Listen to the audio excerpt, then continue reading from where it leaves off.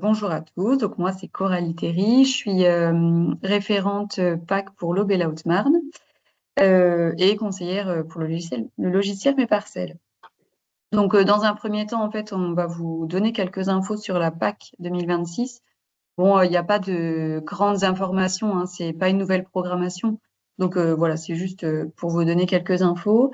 Et donc, il y aura un petit temps d'échange. Et dans un second temps, on a prévu de vous expliquer comment fonctionne l'accompagnement de la PAC à la Chambre d'agriculture.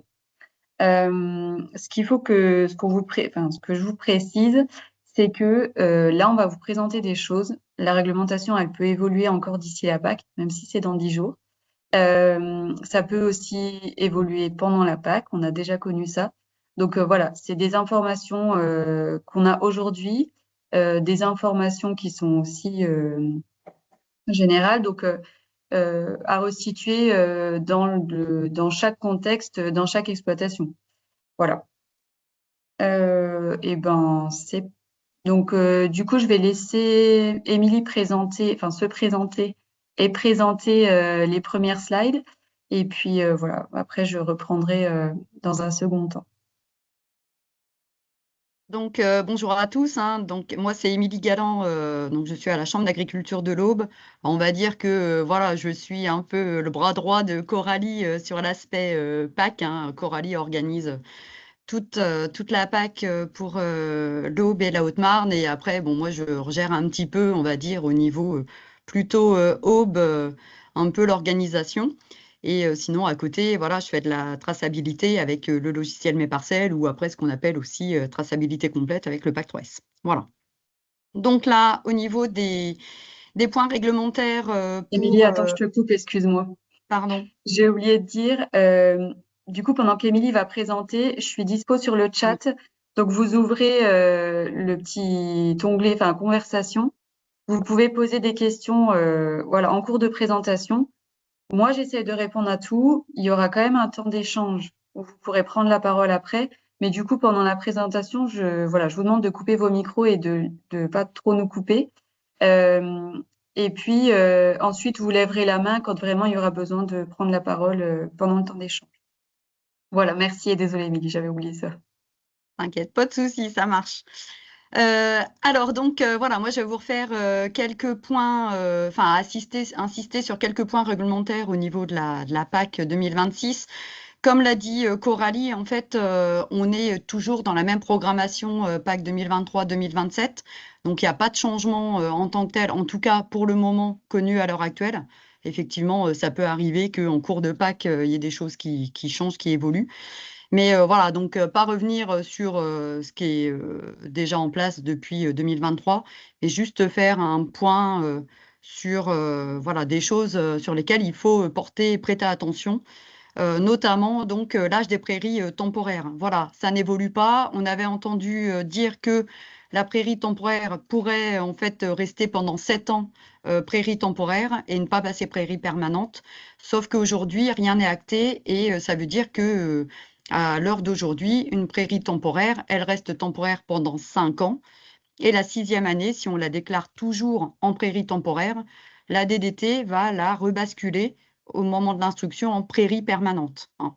Donc voilà, il faut bien avoir en tête, il faut bien savoir l'âge de ces prairies temporaires ou surface en herbe, hein, parce que du coup, voilà, on est, que ce soit le code, ce qu'on appelle PTR, prairie temporaire de 5 ans ou moins, ou les codes MLG, mélange de légumineuses et graminées, donc des codes prairiales. Par conséquent, voilà, au bout de la 5e année, en fait, ça passe en prairie permanente. Sauf si cette prairie temporaire, vous la déclarez en jachère et on verra par la suite qu'il faudra cocher la case IAE pour que ça reste de la terre arable et que ça passe pas en prairie permanente. Mais ça, je vais y revenir après.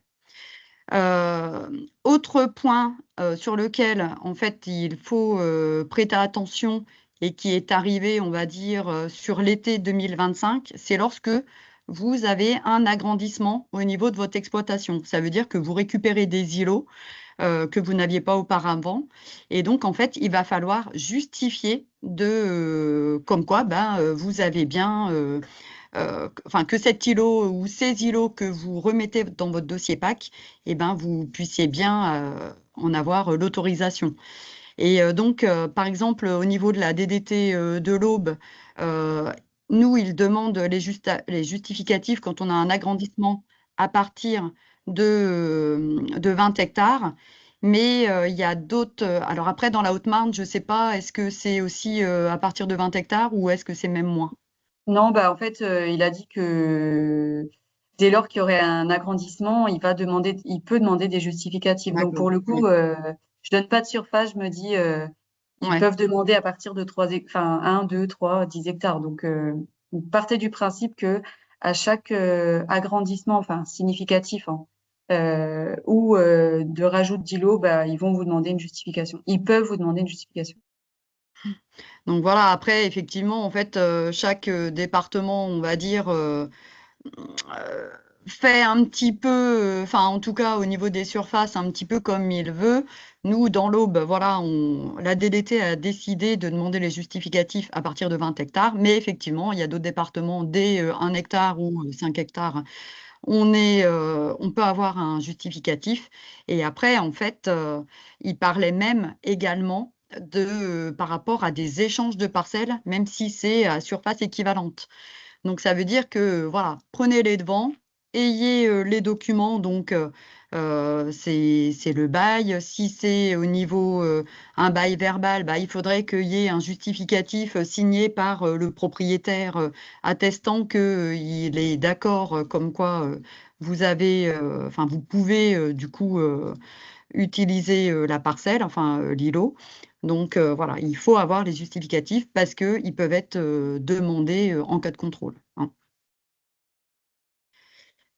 Autre point sur lequel on peut apporter quelques précisions, c'est notamment les accidents de culture. Donc on en avait eu un peu par rapport à 2025 vis-à-vis des orages de grêle qu'il y avait pu y avoir avant la récolte. Également, là, par exemple, avec les inondations ou beaucoup d'humidité. Voilà, en fait, ce que dit la réglementation, c'est que les accidents de culture, c'est vis-à-vis des aléas climatiques qui peuvent arriver. C'est également des dégâts de gibier, de ravageurs ou de maladies. Et ça peut être aussi lié à un problème phyto qui empêche la levée.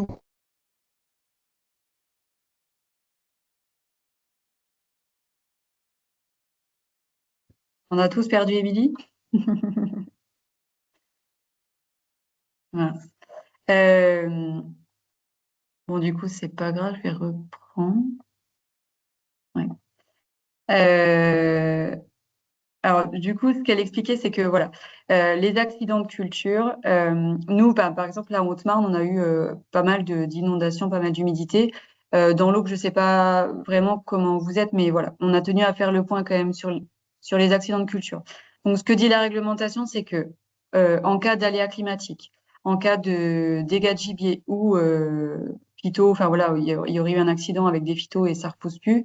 Vous pourriez demander l'accident de culture, donc cocher la case.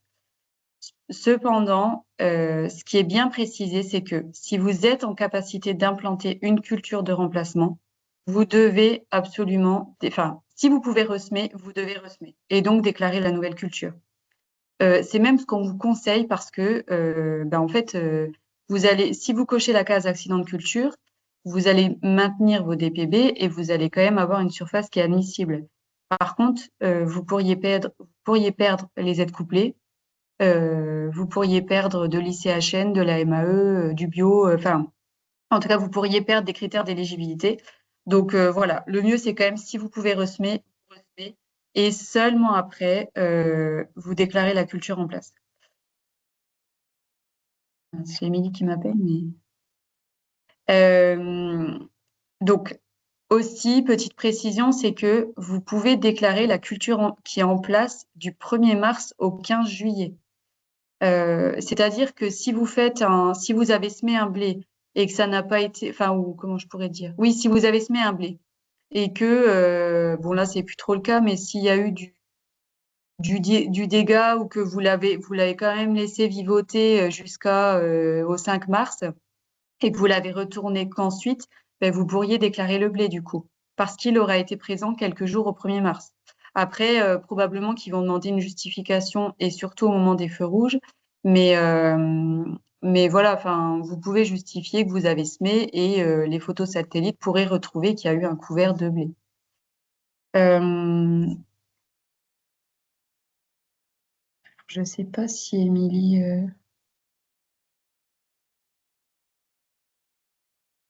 Non, on t'entend plus, Émilie. Je pense qu'elle a un Peut-être problème de essaye. connexion et elle va Ouais, je revenir. pense. Ouais, ok. Du coup, je vais essayer de partager de mon côté.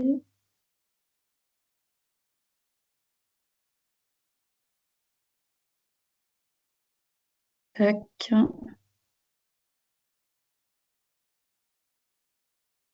Est-ce que vous voyez le diapo du coup?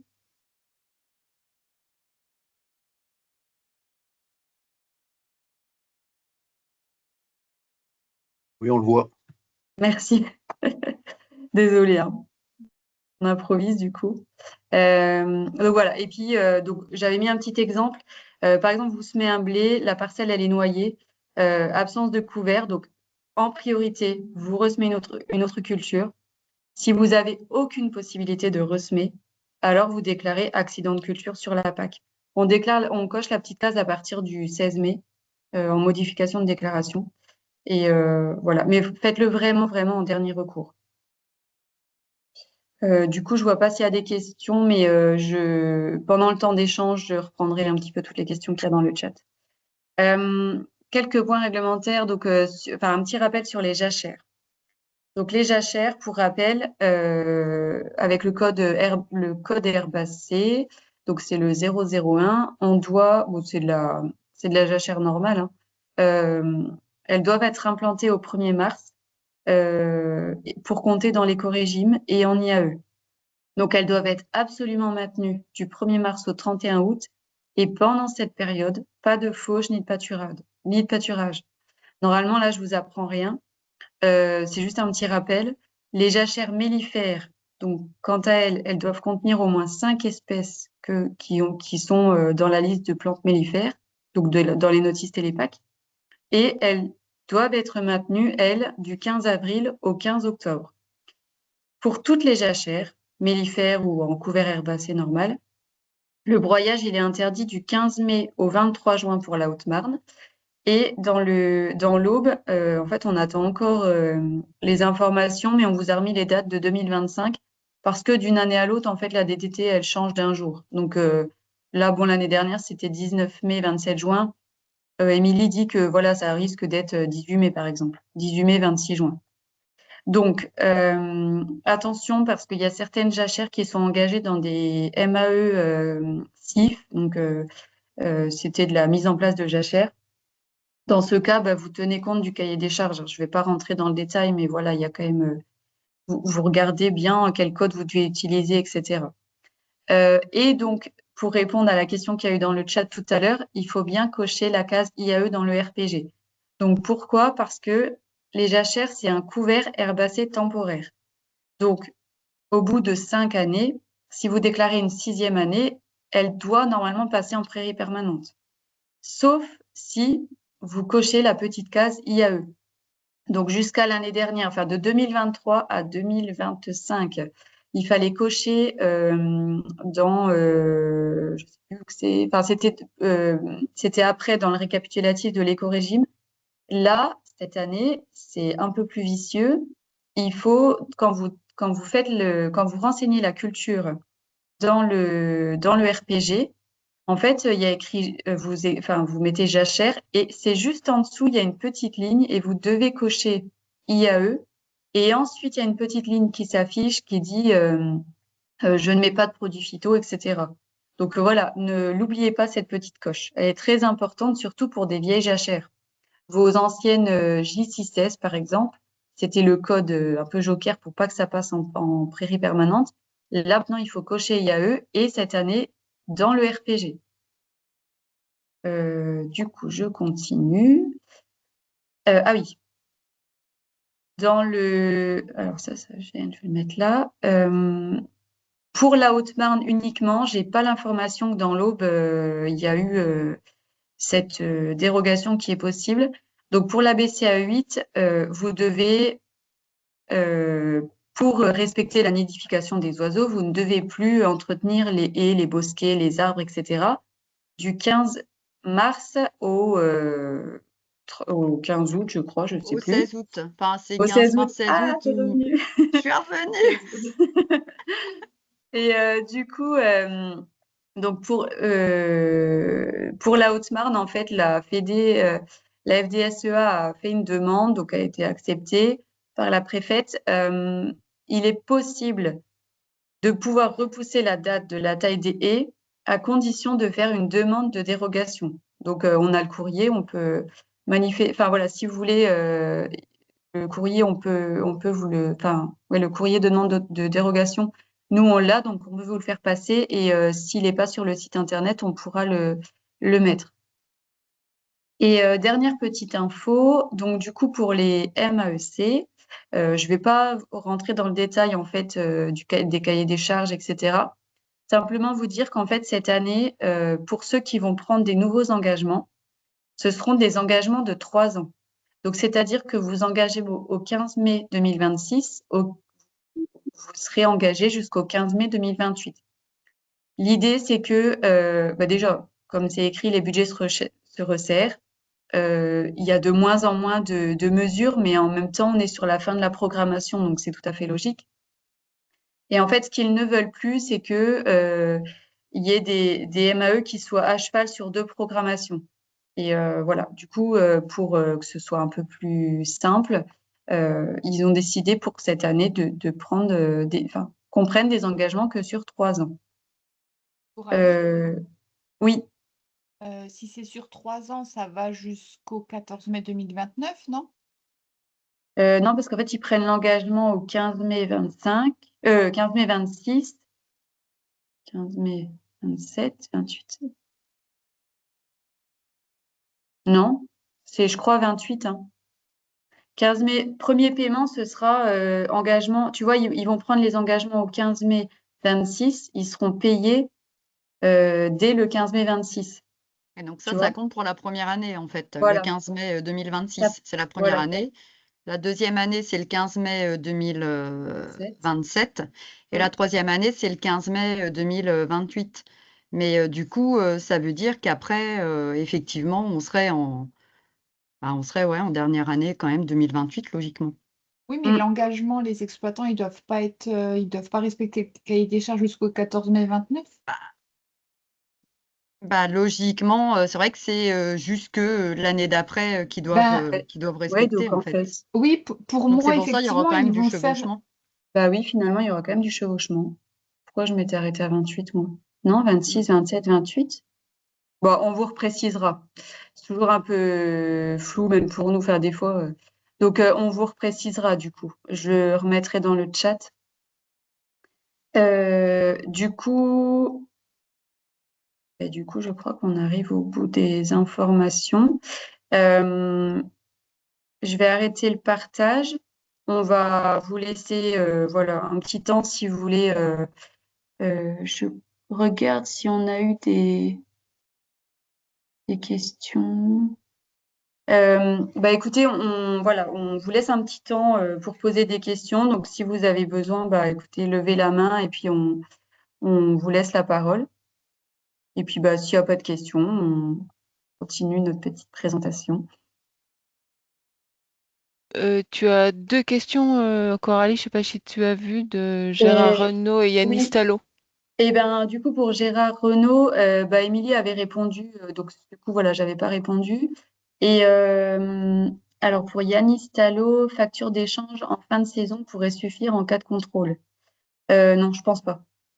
Enfin, je m'avance peut-être, mais Non, je pense pas, parce que même la DDT disait que même comment dire, au niveau des attestations MSA, par rapport aux surfaces, ça ne suffit pas. Ça peut être un élément, mais c'est pas suffisant. Donc, il faut vraiment, en fait, avoir un accord, en gros, signé avec le propriétaire, quoi, en fait.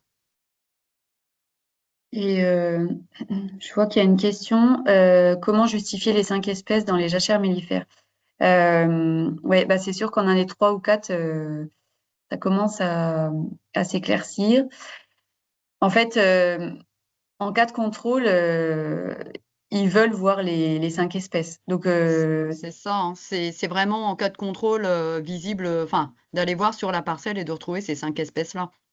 Mais maintenant, à part des contrats spécifiques, je dirais, vis-à-vis de la certification ou des choses comme ça, qui peuvent demander d'avoir des jachères mellifères pour obtenir des points, derrière, entre guillemets, sur la PAC, il n'y a plus forcément d'intérêt. Et enfin, sauf si vous étiez au niveau des écorégimes avec la voie des IAE, et encore, même là, je suis même pas sûre. Et par conséquent, il n'y a plus forcément d'intérêt à déclarer de la jachère mellifère, en fait. Voilà, et sauf par contrat contre, spécifique. ouais, c'est ça. Par contre, s'il y a des MAE CIF, pour le coup, bah, là, en fait, on vous conseille dès le départ de mettre au moins 8 ou 10, voire 12 espèces, parce que en cas de contrôle, bah, pendant les 5 ans, les 5 espèces doivent être présentes, quoi. Donc malheureusement, ben voilà, s'il faut ressemer, etc. Mais ouais. Oui, Eva? Oui, oui, oui. Bonjour. J'avais une question sur les jachères. Donc, je relis ce que tu as écrit. Donc, c'est une code 1,5 couvert herbacé temporaire. Si tu coches pas la case, ça peut passer en prairie permanente. Donc, ça veut dire que si tu coches bien la case, ça peut être plus long. Combien de temps est-ce qu'on peut maintenir une jachère? Ben, par exemple, donc avant, les jachères, on avait un code spécifique pour bloquer le compteur des années. On l'appelait J6S. Mhm. Donc en fait, il y a des jachères qui avaient déjà 5, 6, 8, 10 ans. Enfin, et donc là, maintenant, on a pu basculer à mettre, donc elles s'appellent toutes JAC en code. Et depuis 2023, on peut cocher la petite case IAE. Mais du coup, les jachères, tant qu'on aura un code, enfin, tant qu'on aura une coche ou un code qui nous permet de les conserver comme ça, eh ben, je te dis que bah, je te dirais que jusqu'à 2028, en tout cas, on peut avoir des jachères qui soient de plus de 5 ans, quoi. Oui, d'accord. Donc, Après ça, c'est 2028, ben, on sait, on verra, on sait Oui, pas. c'est ça, on verra comment Mm. évolue la réglementation PAC vis-à-vis de ça, quoi. Et vous pensez qu'il y a un changement de prévu? Est-ce qu'il y a politiquement des pressions contre l'existence des jachères qui pourraient être mises en culture ou est-ce que pas du tout? En fait, les jachères, c'est hyper délicat comme sujet parce Mm. que ils avaient imposé, enfin, souvent, en fait, le sujet des jachères, à chaque fois qu'ils imposent quelque chose, il y a eu, bah, voilà, les syndicats qui sont montés au créneau, du coup, il y a eu des modifications. Enfin, les jachères, c'est toujours un peu compliqué parce que normalement, ça doit passer en prairie permanente, mais comme il y a quand même un intérêt pour les agriculteurs de les conserver au cas où un jour on les impose, parce que bah, si tu as une jachère et que demain tu la laisses en prairie permanente, nouvelle programmation, on t'impose des jachères, ben, en fait, tu peux On pas peut pas si faire facilement le... retourner de la prairie permanente. C'est Donc, en fait, ça. il faudra remettre en jachère des parcelles en culture. Donc, ouais, c'est assez délicat, mais du coup, on n'a aucune visibilité sur les jachères en 2028. Il n'y a pas de Mm. raison voilà, qu'il y ait de grandes révolutions là-dessus, mais, mais c'est tellement délicat que on ne sait pas. On peut pas, je peux pas affirmer que qu'à la prochaine programmation, on ait C'est encore ça. cette possibilité. Et puis Mm. après, Ouais. c'est que peut y avoir une pression de l'Europe qui oblige à ce que voilà, les jachères, ce soit que 5 ans terre arable et qu'après, ça passe prairie permanente. Mais aujourd'hui, on n'a aucune info, effectivement, quoi. Non, vous savez pas du tout quelles sont les Mm. tendances. C'est juste que c'est toujours une petite bataille, voilà, entre les intérêts des voilà défenseurs des syndicats Mm. et l'environnement, les écologistes en fait. C'est ça. C'est exactement ça. Mm. Ouais, parce que je savais pas. Hein, je connais Non, non, mais il n'y a pas pas de souci. l'historique. D'accord. Euh, Euh, J'avais du une autre coup, question, mais il faut ah, que je réfléchisse. d'accord. Eh S'il y ben, a tu quelqu'un d'autre relèveras la main, il n'y a entre-temps, pas de souci. vas-y. Ouais. Mm. Du coup, monsieur Renaud, Oui, en fait, j'ai pas entendu la réponse. Coralie, vous dites, Émilie a répondu, mais j'ai pas entendu sa réponse concernant. Moi, mince. j'ai des parcelles en herbe en bail verbal où le propriétaire veut pas de bail, rien du tout, mais j'ai pas de document, quoi. Hein. C'est juste, j'ai juste un paiement, quoi. C'est tout. Annuel. Je te laisse répondre, Émilie, du coup. Oui, non, bah non, en fait, il faudrait avoir un document écrit comme quoi le propriétaire, il est d'accord. Parce qu'en fait, Oui, s'il bah, y avait... ça ira. Mais un Ouais. simple document papier. Ouais, voilà, c'est ça, en Oui. fait, Ok. juste comme quoi, Et en monsieur plus, si un j'ai tel, bien, propriétaire de la parcelle, voilà, si j'ai donne... bien compris le slide, sur le slide, c'est marqué en cas de des nouveaux îlots. Là, c'est des îlots existants. Donc, ils vont parvenir En fait, ça, c'était déjà finalement existant avant. Sauf oui. que au niveau des DDT, ils avaient toujours, ça avait été mis un peu de côté, de ne pas avoir à justifier même les échanges art pour art ou les agrandissements Oui, oui, de. bien sûr. Sauf que maintenant, en fait, il y a une pression pareille de l'Europe qui demande à ce que justement il y ait un justificatif qui soit fourni quand il y a une augmentation de surface. Et la DDT dans l'Aube, elle a mis les hauts là en disant alors attendez, nous, on va demander que quand on est au-delà des 20 hectares. Mais il y a des D'accord. départements qui, déjà dès le premier hectare ou 3 Oui, hectares, oui, d'accord. ont Bon. demandé les justificatifs. Ouais, mais c'est jamais 20 hectares, donc ça va déjà éliminer pas mal. Voilà. Ok. Après, Ouais, mais, j'avais pas saisi ça. Pardon. mais après, c'est pareil, en fait, le fait d'échanger des parcelles art pour art, si le propriétaire n'est pas au courant, en fait, et que s'il n'a pas donné son accord, ça pourrait être un motif pour rompre le bail, en fait. Donc c'est pour ça, faut aussi faire attention à ça, d'un point de vue juridique. Mm. Il y avait une question. Eva, je te redonne la main juste après. Il y avait une question. Je vais faire ma PAC pour la première fois. Les principaux points ou conseils. Alors, en fait, le meilleur conseil, c'est faites-vous accompagner. Si c'est la première, enfin, c'est très complexe la PAC. Alors, c'est pas, voilà, pour vous dire. Enfin voilà, c'est pas pour avoir un client supplémentaire, etc. Mais vraiment, c'est de bons conseils. Ne faites pas la PAC vous-même. Enfin, il faut vous faire accompagner. Il y a plein de choses, il y a plein d'aides qu'on peut aller chercher. Voilà, il y a plein d'optimisations, il y a plein de choses qu'on peut louper aussi. Voilà, c'est du coup là dire comme ça quels sont les principaux points. Honnêtement, c'est tellement vaste et c'est tellement faut regarder en fait sur chaque dossier qu'est-ce qu'il faut pas louper. C'est Enfin ça. voilà, chaque dossier a Ça- ses particularités, donc on peut pas du tout Enfin voilà, si j'en avais des conseils sur un truc bien précis, bah voilà, on vous en a donné quelques-uns là. Mais c'est vrai que le conseil, c'est faites-vous accompagner. Enfin vraiment, c'est hyper important. Hein, c'est sûr. Et puis c'est surtout que en fait, une coche qui ne serait pas, bah, du coup, on va dire cochée, une case qui ne serait pas cochée une année peut avoir des répercussions pour les années qui suivent Mm. aussi. Donc voilà, attention à ça. Et comme dit Coralie, faites, enfin voilà, même si ça a un coût, faites-vous accompagner par. On est plusieurs organismes à faire de la PAC, donc voilà, n'hésitez pas quoi. Mm. Mm. Et du coup, eh ben, Eva, je te redonne la parole et puis on donnera la parole à Monsieur Renaud juste après, du coup. Oui, moi c'était juste une remarque comme Élise, donc je suis maintenant animatrice captage, donc on accompagne pour les mesures agro-environnementales et climatiques. Et je voulais juste dire pour que la CIF, donc le couvert pour intérêt floristique, faunistique, a été réduit aussi à 5 hectares, donc limité maintenant. Et les premiers retours au lieu qu'on a, c'est que bah, c'est tellement petit que ça intéresse pas trop les agriculteurs parce qu'il faut qu'ils recoupent des parcelles en deux. Et c'est beaucoup de contraintes pour pas grand-chose. Pas grand-chose, c'est quand même dans l'ordre de 600 € par hectare par an, mais que sur 3 ans et que sur 5 hectares. Et du coup, et avec plus d'espèces, je crois bien qu'il faut maintenant 11 espèces. Donc voilà, c'est pas du tout populaire, quoi. Là, c'est difficile. Après, on en a quand même mis en place pas mal ces dernières années.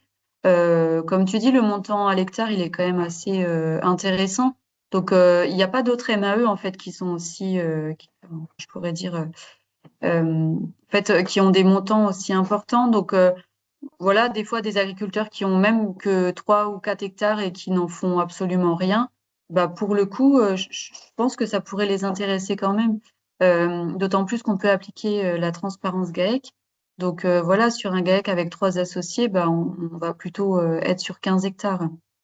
Voilà ce que je peux répondre. Je ne sais pas, Élise ou Oui. Émilie, si vous voulez Non, tu fais compléter. bien de me rappeler pour la transparence, parce qu'effectivement, j'ai appris ce concept il n'y a pas longtemps et je pense pas forcément à le C'est un dire. Donc, concept voilà. très français, hein.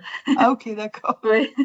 Après, juste pour réexpliquer, c'est qu'en fait, les MAE, c'est une enveloppe globale aussi, enfin, en tout cas, par MAE, et par conséquent, c'est pour ça que cette notion des 5 hectares maxi avait été fixée, parce que sinon, l'enveloppe aurait été prise en totalité de manière très rapide, hein. Donc, c'est pour ça que le choix avait été fait enfin, au niveau de, voilà, ministère, etc., de bloquer à 5 hectares, quoi.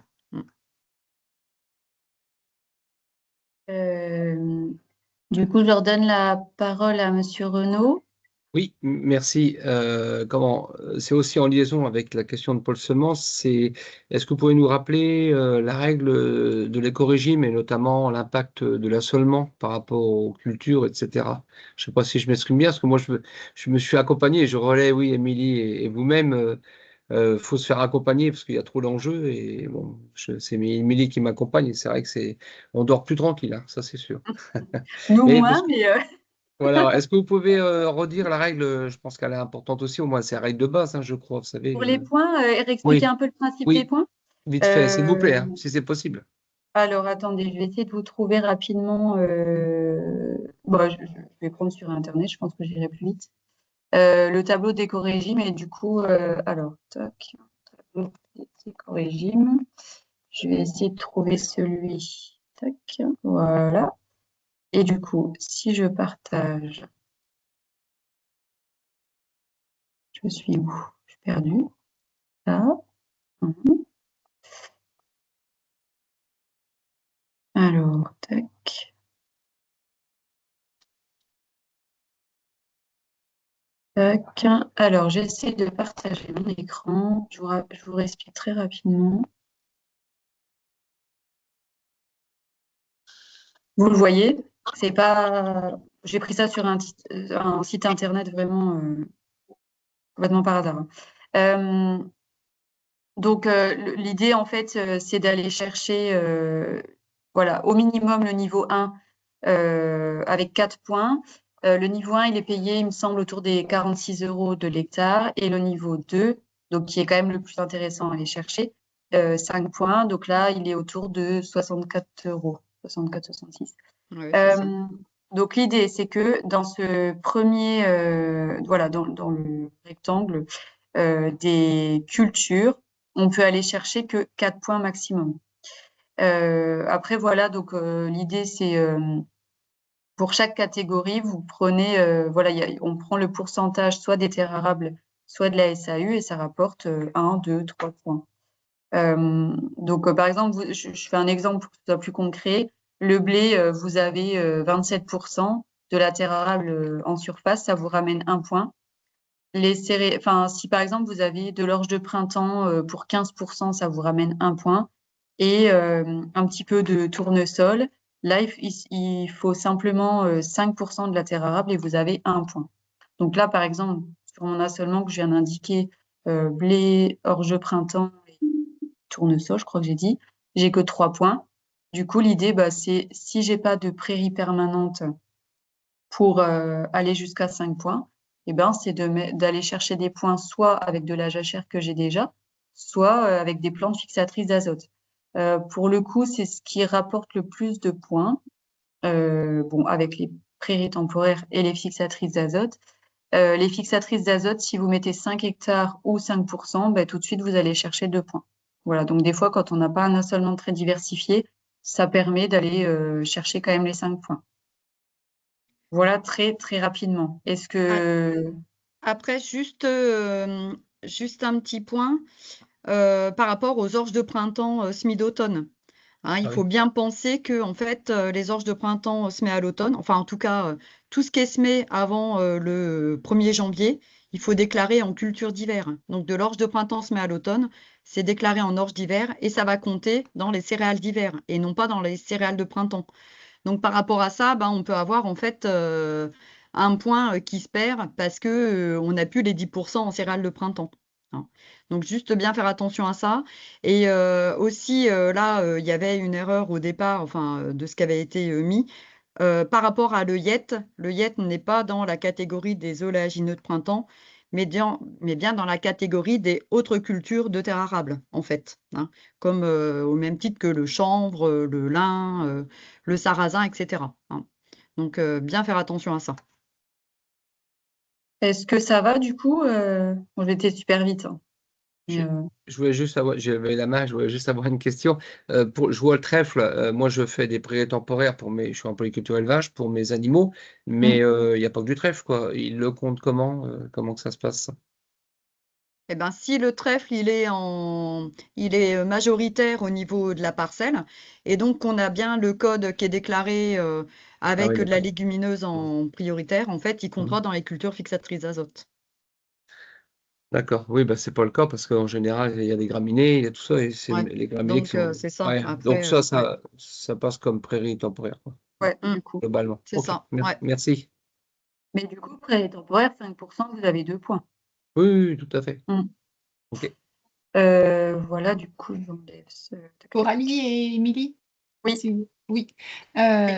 Moi, je fais de l'accueil de porteurs de projets aux gens qui se posent la question de s'engager en bio.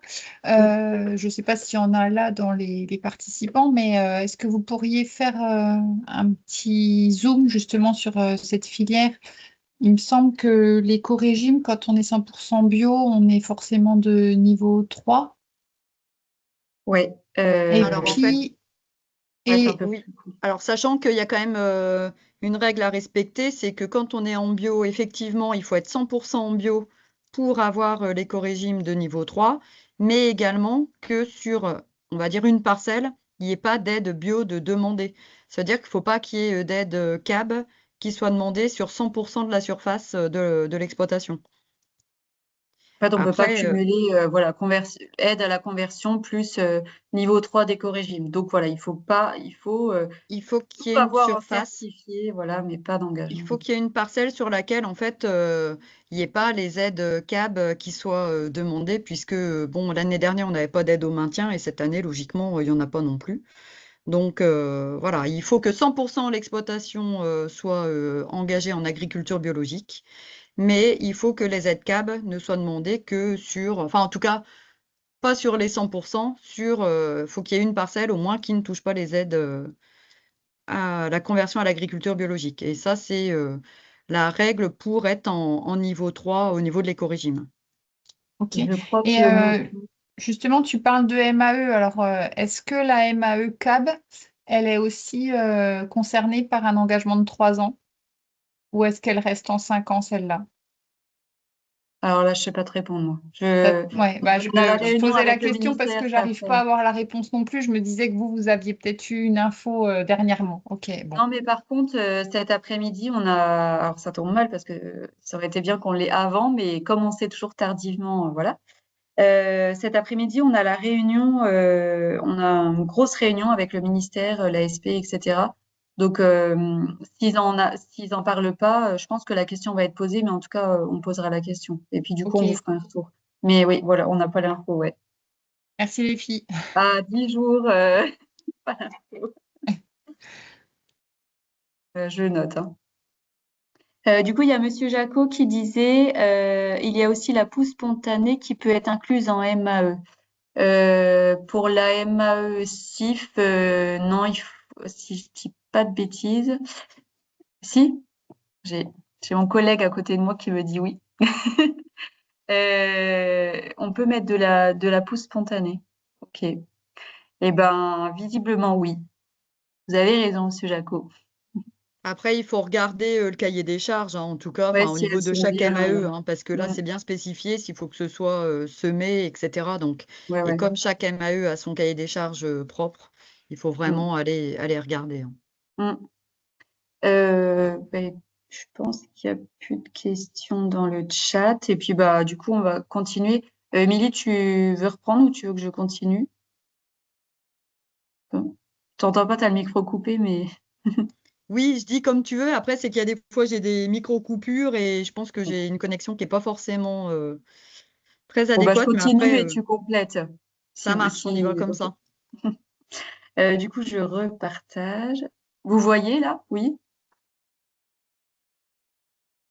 Non. Non, Oui, moi, je Non, vois pas. non. Non. on se la refait. Tac, partager. Ça. Ok. Et donc, si je Ouais, fais. c'est tout bon. Et là, je le remets en diapo. Ouais, Hop. c'est tout bon. Ok, donc du coup, là, sur la deuxième partie, on va plutôt vous présenter comment fonctionne la prestation PAC dans les chambres. Alors, nous, on a des conseillers qui sont formés en interne, donc par Émilie et moi, et en formation Résolia. Donc, on fait venir un intervenant qui, voilà, c'est structuré, etc. On a aussi, voilà, des informations tout au long de l'année grâce à notre DDT, grâce à nos DDT, grâce aussi à notre réseau Chambre France. On a des groupes, on a un groupe national, on a des groupes Grand Est, on échange beaucoup. On reçoit énormément d'informations toute l'année. Donc, en fait, voilà, c'est bien de pouvoir le traiter, avoir un peu les interprétations de chacun. Et surtout, on a un lien avec le ministère de l'Agriculture.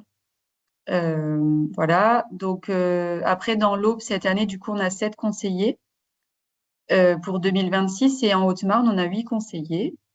Donc, voilà, 3 nouveaux dans chaque département pour ceux qui ont l'habitude de faire avec nous. Et je ne peux pas passer la slide. Comment on fait? Voilà, c'est bon. Donc, un peu dans le déroulé. Donc, nous, les rendez-vous, ils sont réalisés en agence. Donc, pour quelques conseillers, voilà, il y a des conseillers terrain PV qui vont chez les agriculteurs. Mais voilà, dans la majorité, c'est réalisé en agence ou à distance. En agence, ce qu'on appelle les agences, c'est pour la Haute-Marne, c'est les bureaux de Joinville, Langres et Chaumont. Et pour l'Aube, donc j'ai révisé, hein. Il y a 3, Brienne-le-Château, Bar-sur-Seine, Auxon, Saint-Mémin Et Saint-Mémin. Ouais, c'est et bon. Saint-Mémin. Voilà. Du coup, donc, en fait, d'une manière générale, les rendez-vous, ils sont pris par nos assistantes. Donc, on en a une, voilà, voire 2 dédiées sur la PAC. Donc, elles prennent les rendez-vous normalement, depuis fin février et jusqu'à fin mars. Les agriculteurs, en principe, gardent le même conseiller d'une année à l'autre, voilà, dans la limite du possible, parce que forcément, on ne peut pas anticiper que il y a des conseillers qui partent ou en retraite ou voilà. Mais voilà, si le conseiller est toujours là, systématiquement, on remet l'agriculteur qu'il a eu les années précédentes. Donc, on passe par une plateforme de prise de rendez-vous. Donc, du coup, ça vous permet d'avoir une confirmation par mail. Dès lors que vous avez l'assistante qui vous a appelé pour fixer un rendez-vous, vous avez une confirmation. Aussi, donc on assure le SAV du dossier. Voilà, c'est compris dans le coût de la prestation. En principe, voilà, c'est plutôt le conseiller qui vous a fait la PAC qui suit le SAV. Sur la période estivale, donc on a un planning de permanence pour qu'il y ait toujours au moins quelqu'un qui soit capable de vous répondre. Et puis voilà, sinon après, c'est plutôt Émilie ou moi pour le restant de l'année. Alors, ce qu'il faut savoir, c'est que nous, pour une grande partie des dossiers, on utilise le logiciel Mes Parcelles parce que c'est notre logiciel, parce que la Carto, elle est beaucoup plus fonctionnelle que Télépac. Et puis, parce qu'une grande partie de nos clients sont soit abonnés ou soit en traça. Donc voilà, on travaille comme ça, ce qui veut dire que vous n'êtes pas obligé d'être abonné sur Mes Parcelles pour venir faire la PAC à la chambre, mais il y a de grandes chances que si vous venez faire votre dossier avec nous, on le prépare sur notre logiciel. Une fois que le dossier il est exporté et signé sur Télépac, donc voilà, on prépare sur Mes Parcelles, on envoie sur Télépac, on fait la demande d'aide, on signe. Ensuite, on utilise un logiciel de vérification. Donc, il s'appelle CQPAC, Contrôle Qualité PAC.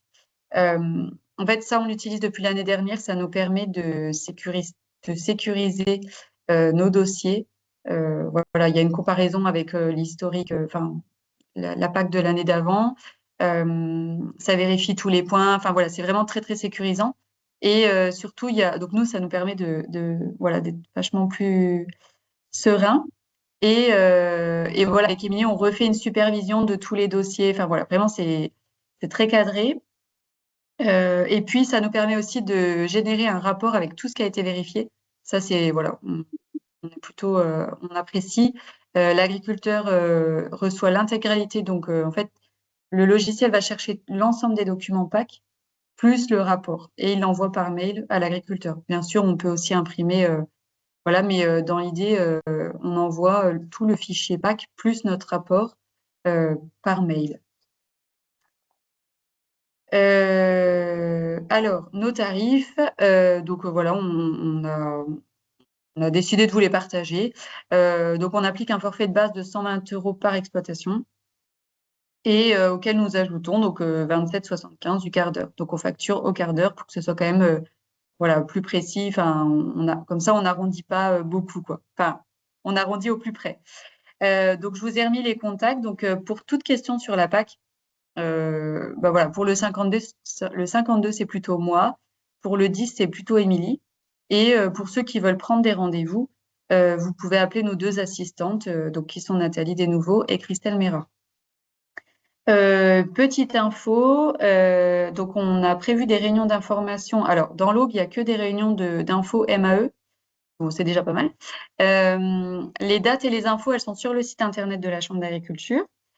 Et en Haute-Marne, en fait, c'était plutôt une demande de la DDT, voilà, qui m'a demandé à faire une réunion d'information parce qu'ils aiment bien être, voilà, être un peu sur le terrain, un peu en contact avec les agriculteurs. Donc, on a prévu une réunion le 27 mars à Chaumont.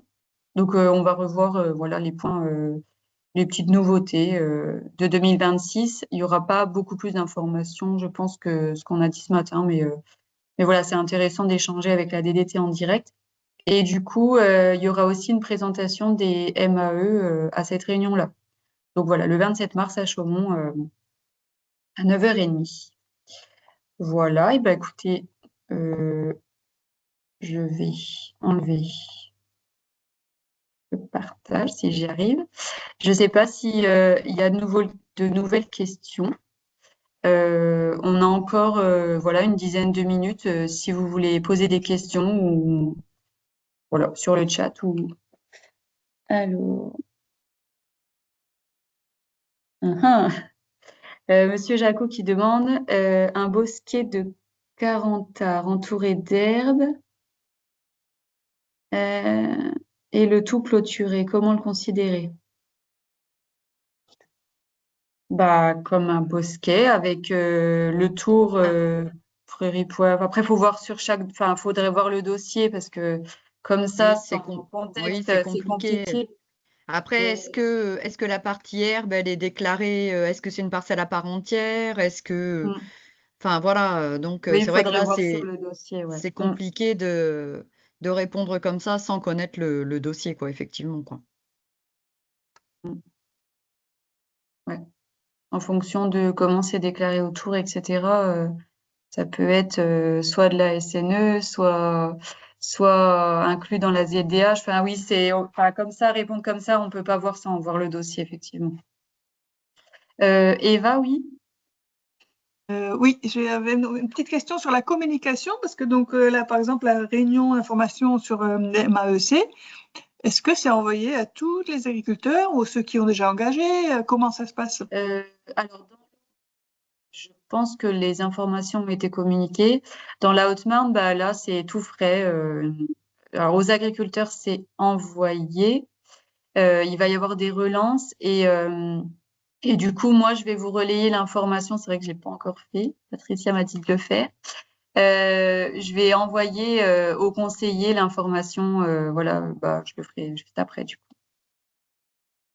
Oui, parce que je ne sais pas toujours si c'est du coup à moi de relayer aussi sur les agriculteurs, les exploitants qui sont sur mes aires d'alimentation de captage ou pas vraiment, c'est pas Bah après, il utile n'y a jamais trop d'infos. Donc eux, ils ont normalement eu l'info via la newsletter, plus voilà, sur le site internet, etc. Mais après, voilà, il n'y a jamais trop de relais. Donc autant qu'il y ait trop de communication que pas assez. Et c'est pareil, j'avais une petite question parce qu'on a fait des rendez-vous clients avec des exploitants qu'on ne connaissait pas encore. Est-ce que tout le monde a bien reçu par courrier comment dire, c'était un truc plié sur ce qu'on fait à la chambre, quoi. Est-ce que vraiment tout le monde est censé l'avoir reçu ou pas? Et pas du tout ça, comme ça Oui, concerne. Eva, c'est prévu. Donc tout le monde l'a reçu. D'accord. Donc les exploitants qui sont là, ils peuvent témoigner, ils ont bien reçu ça?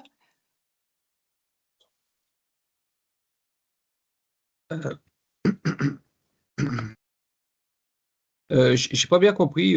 Qu'est-ce qu'on aurait Oui, dû recevoir? Gérard, tu as dû C'est un peu- recevoir un Bonjour, document qui Patricia. présente les prestations des chambres d'agriculture. Oui, oui, oui, tout à fait. Voilà, donc comme tous les exploitants. Merci Gérard de ton témoignage. Je l'ai mis Merci. sur ma table de chevet, tu imagines bien.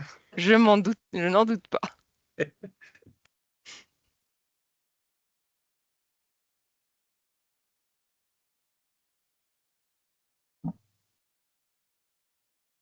Je ne sais pas s'il y a d'autres questions, mais je pense que s'il n'y en a pas d'autres, on va pouvoir clôturer. Super. Du coup, donc on remettra. Alors, je sais pas si quand on clôture l'enregistrement, on peut rapporter des réponses et que tout le monde les voit. Enfin voilà, en tout cas pour la CAB, dès qu'on a l'information, bah, on la diffusera.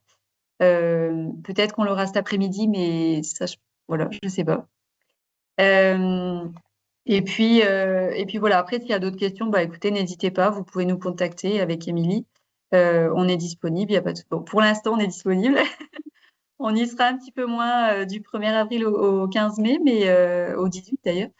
Mais voilà, n'hésitez pas, on est là pour ça. Et si on vous répond pas parce qu'on est en rendez-vous, bah, on essaie toujours de prendre le temps de vous rappeler un peu plus tard le soir ou voilà, quand on n'a pas de rendez-vous Pâques, ça arrive parfois. Voilà, donc n'hésitez pas, faites-vous accompagner, ça c'est très important. Et puis voilà, je vous remercie d'avoir participé, de votre attention et de vos échanges. Et puis bah voilà, les informations.